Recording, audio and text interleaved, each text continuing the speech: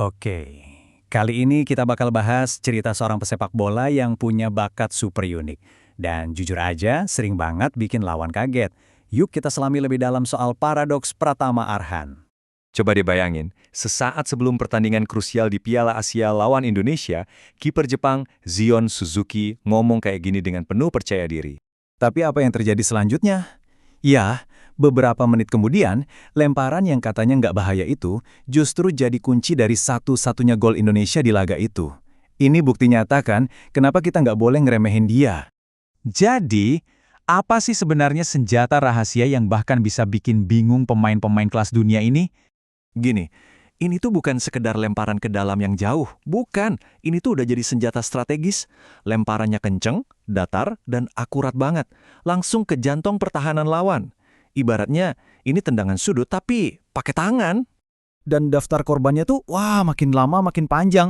Dan isinya bukan tim sembarangan, mulai dari level U19 sampai tim sekelas Jepang di Piala Asia. Dan ini bukan cuma omong kosong loh.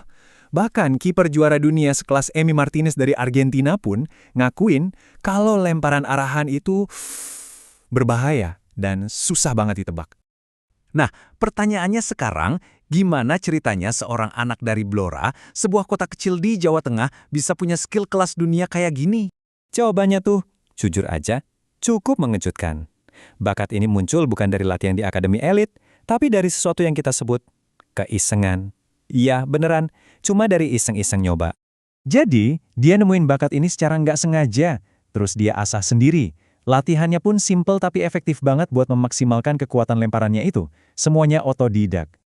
Nggak butuh waktu lama, skill unik ini langsung bikin dia jadi pemain andalan yang kayaknya nggak tergantikan buat negaranya, Timnas Garuda. Dan kontribusinya buat Timnas, wah luar biasa. Coba lihat aja jejak karirnya, penuh sama momen-momen bersejarah. Dan sering banget lemparan roketnya itu yang jadi pembeda.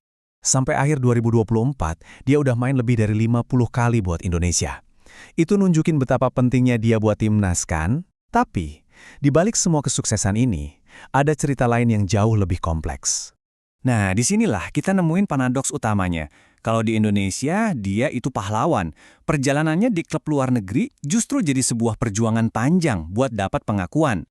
Kita ambil contoh waktu musim 2024 di Suwon FC Korea Selatan. Gaji tahunannya itu diperkirakan sekitar 9 miliar rupiah. Angka yang gede banget kan? Tapi tahu nggak berapa menit dia main buat Suwon FC sepanjang musim itu? Cuma 4.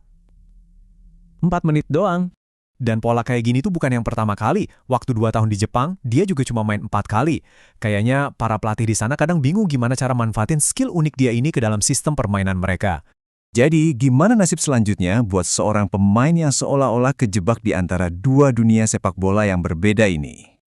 Pas lagi coba memulai karir baru di Thailand, malah kena cobaan berat, cedera lutut serius yang bikin perjalanannya jadi makin menantang.